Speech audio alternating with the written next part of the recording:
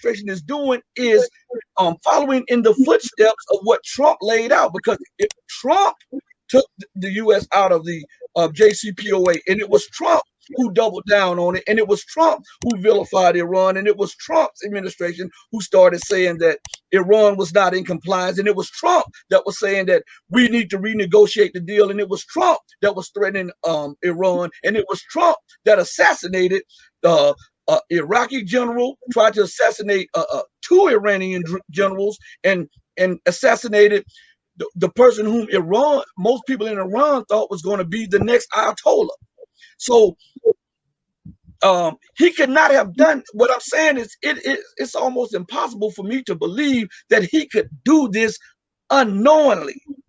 And all that Biden is doing, he's doing, or his administration is doing knowingly. I'm saying that Biden is following in the path or the blueprint that was laid by. Well, it's all very ironic, Rashid, because Biden is the anti-Trump administration, with all of his executive orders. He's trying to reverse everything Trump ever did, even though it made the U.S. Oil independent, energy independent by canceling the XL pipeline. He's destroying the jobs. Trump built up our jobs, reduced unemployment. He was enhancing the quality of life of many minorities here in the United States, the lives of many blacks and Latinos. And I know we've had an interruption here, so I don't know if you can even hear what I'm having to say at this point in time. But Trump got us into no new wars. If you go back as far as Ronald Reagan, you find we had like one president has 7, one has 5, one has 3, then they have 5, then they have 7. I mean, Barack Obama got us into all kinds of wars. Donald Trump, zero wars. So, Rashid, I don't know if we're still connected or not connected, my friend, but, it's always a pleasure to have these conversations with you.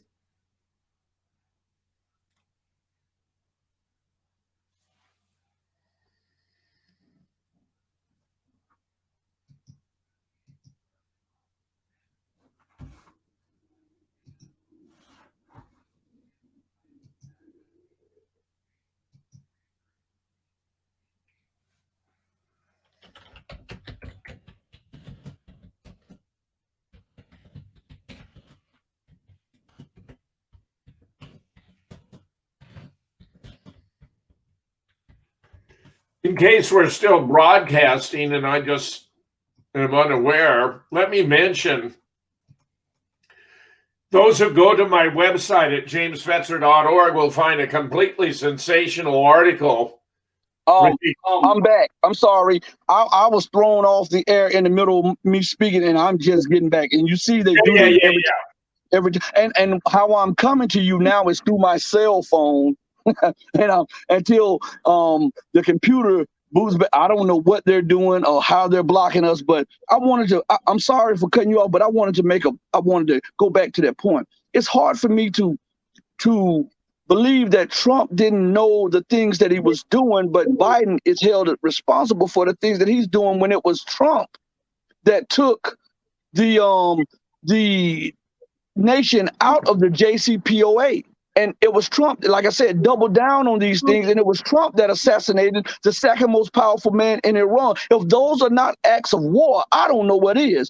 And even if he was trying to please Israel, it was still what George W. Bush used to always say: the buck stops there.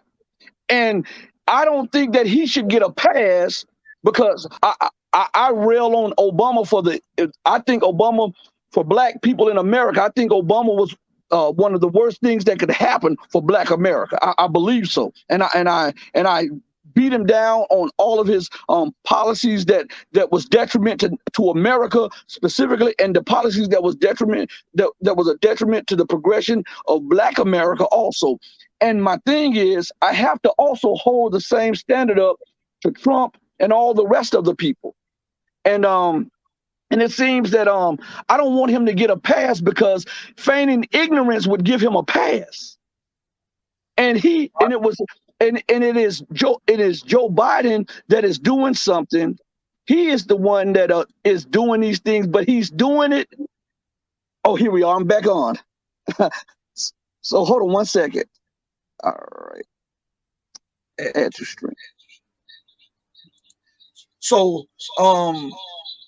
you see the echoes and everything they're doing to me. So I have to use the phone and everything, my cell phone. But Joe Biden, what I'm saying is the reason Joe Biden is able to do what he's doing is because Trump took the constraints off of America, what little constraints that were on her and her obligations internationally. As I said, if you listen good to what John Kerry was explaining, he was explaining this stuff long before there was Trump was in office, and he was talking about these things, and it was at an international forum, and the business people and the politicians from around the world were there, and they were asking him questions because America was feeling the heat from their policies against Iran and Syria and Libya, and a challenge to the U.S. dollar by Iran and Libya and Syria and Russia and Iran, and he was responding. And so, and what I'm saying is the stuff that he was saying, that if America did do, this would mean the end of America and the U.S. dollar as the international reserve currency. And Trump comes in office and he does everything that Kerry warns America not to do.